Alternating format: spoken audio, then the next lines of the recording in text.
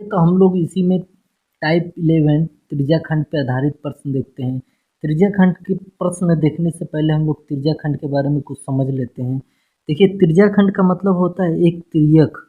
ठीक है, ये जो तिर्यक बना है उसका मतलब कोई भी हो, चाहे वो वृत्त हो, चाहे आयत हो, चाहे कुछ भी हो, उसमें से जो थोड़ा सा भाग निकल जाता है उसे त्रिज्या खंड कहते हैं। क्या कहते हैं? उसे त्रिज्या खंड कहते हैं। अब त्रिज्या खंड का मान लीजिए एक वृत्त दिया है। अब वृत्त में से बस इतने जो ये त्रिज्या खंड है इसी का क्षेत्रफल पूछ दे, क्या इसमें से जो ये वर्ग है, इसमें एक वृत्त बना है, तो इसमें जो ये जो छोटा सा नहीं है, जो बड़ा सा है उसका क्षेत्रफल पूछ दे, या जो ये त्रिज्या बनी है, त्रिभुज बना है, त्रिभुज में के एक कोने पे जो वृत्त बना है, ये जो छोटा छोटा बिंदु है सिर्फ इसी का क्षेत्रफल पूछ दे, इसी को त्रिज्या खंड कहते हैं।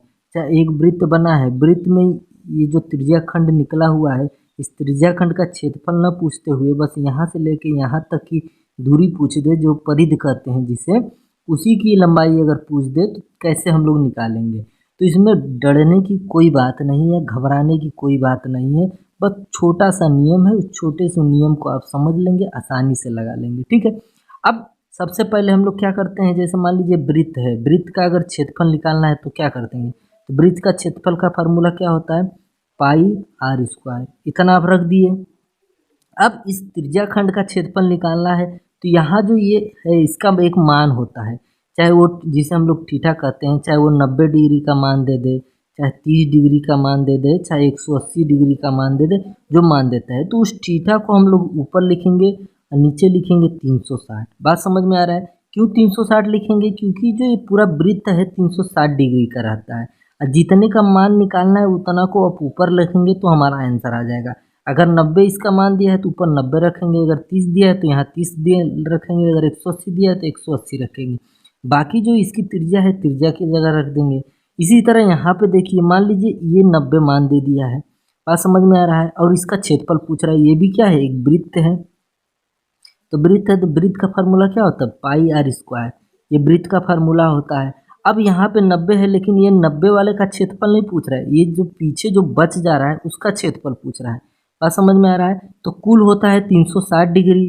बात समझ में आ रहा है? कुल होता है 360 डिग्री, लेकिन 90 का मान नहीं पूछ रहा है, बाकी जो बचा है उसका मान पूछ रहा है, तो 360 में से हम 90 घटा देंगे, और बाकी जितना का कुल मान रहेगा उतना नीचे रख देंगे। इसी तरह ये त्रिभुज में, त्रिभुज में ऐसे दे दिया रहेगा, तो यहाँ भी वृत्त में से एक त्रिज्याखंड का क्षेत्रफल निकालना है, तो वही फार्मूला रहेगा पाई आर स्क्वायर, अब बाकी जो यहाँ पे मान दिया रहेगा ऊपर रखेंगे, नीचे रख देंगे 360, ये क्षेत्रफल निकल आया। ठीक है, अब बात करते हैं, मान लीजिए वृत्त है, वृत्त में एक त्रिज्याखंड है, लेकिन इसमें क्षेत्रफल नहीं पूछ रहे हैं, यहाँ से लेके यहाँ तक पूछ रहा है, परिधि पूछ रहा है, तो परिधि के लिए हम लोग परिधि की फार्मूला रखेंगे। क्या रखेंगे? परिधि का, तो परिधि का फार्मूला क्या होता है, 2 पाई आर। ठीक है, अब बाकी जो थीटा है वो थीटा यहाँ पे रखेंगे, और कुल कितना मान होता है इसका, 360 डिग्री होता है, 360 डिग्री नीचे रख देंगे, हमारा आंसर आ जाएगा। तो आइए इसी में हम लोग पहला क्वेश्चन देखते हैं। पहला क्वेश्चन कह रहा है कि सम्मुख चित्र में वृत्त की त्रिज्या 21 सेमी और त्रिज्या खंड का कोण थीटा बराबर, अब थीटा बराबर दिया है 30 डिग्री, तो त्रिज्या खंड की लंबाई ज्ञात कीजिए। ठीक है, अब यहाँ पे हम ये दिया है आपका वृत्त, वृत्त में जो ये दिया है त्रिज्या खंड, ये है आर, मतलब क्या है, त्रिज्या, और ये 30 डिग्री दिया है। अब पूछ रहा है कि त्रिज्या खंड की लंबाई ज्ञात कीजिए, ये जो यहाँ से लेके यहाँ तक की लंबाई है, ये लंबाई हमको बताना है, और जो इसकी त्रिज्या दी है आर दिया है कितना, 21 दिया है, तो यहाँ से लेके यहाँ तक की लंबाई बताना है, मतलब परिधि बताना है। परिधि की फार्मूला हमने लिखी दिया है 2, अब पाई कितना है, पाई 22/7। ठीक, आर बराबर क्या है, आर बराबर 21 दिया, 21 रख दिए, थीटा कितना दिया है, देखिए 30 डिग्री दिया है, तो 30 डिग्री ऊपर और 360 नीचे रख दिए। इतना बात समझ में आया? अब हम लोग इसको करेंगे हल। ठीक, तो 7 एकम 7, 7 त्रिक 21, 0 से 0 कट गया, 3 एकम 3, 3 एकम 3, 3 दूना 6, 12 हो गया, 3 एकम 3, 3 चौक 12, 2 एकम 2, 2 दूना 4, 2 एकम 2, 2 से काटे 11। तो जो 11 क्या है, यहाँ से लेके यहाँ तक की इसकी लंबाई आई है, मतलब त्रिज्याखंड की जो परिधि होती है या तो कहें लंबाई होती है, वो क्या है, 11 सेंटीमीटर है, जो कि हमारा आंसर है। अब दूसरा क्वेश्चन है कि सामने प्रदर्शित चित्र की त्रिज्या 14 सेमी और केंद्र कोण थीटा का मान 90 डिग्री है। तो त्रिज्याखंड का क्षेत्रफल ज्ञात कीजिए। अब देखिए इसमें बात कर रहा है क्षेत्रफल का, तो पहले तो हम एक वृत्त बनाते हैं। अब वृत्त में एक त्रिज्याखंड मारते हैं, ये हमारा त्रिज्याखंड हो गया। थीटा बराबर दिया है 90 डिग्री और ये है आर।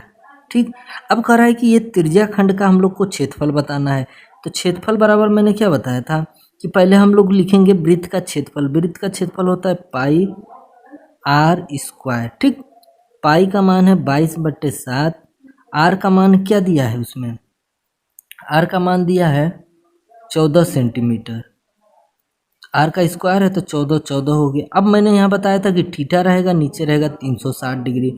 थीटा कितना दिया है 90 डिग्री, तो हम लोग लिखेंगे 90 डिग्री और नीचे क्या है 360, तो 360 डिग्री रख दी। अब हम लोग इसको हल करेंगे तो 7 एकम 7, 7 दूना 14, 9 एकम 9, 9 चौक 36, 0 से 0 कटा, 2 एकम 2, 2 दूना 4, 2 एकम 2, 2 एकम 2, 2 एकम 2, 14 एकम 14 का 4, 14 एकम 14 1 15।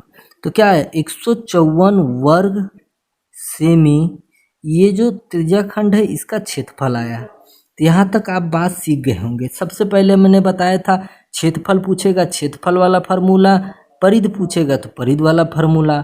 बाकी जो थीटा दिया रहेगा थीटा ऊपर रहेगा, बाकी 360 डिग्री नीचे रहेगा, तब हमारा आंसर आ जाएगा। आगे इसी प्रकार के क्वेश्चनों को लाया गया है अगले वीडियो में, उसको देखिएगा और अच्छी तरीके से समझ में आएगा।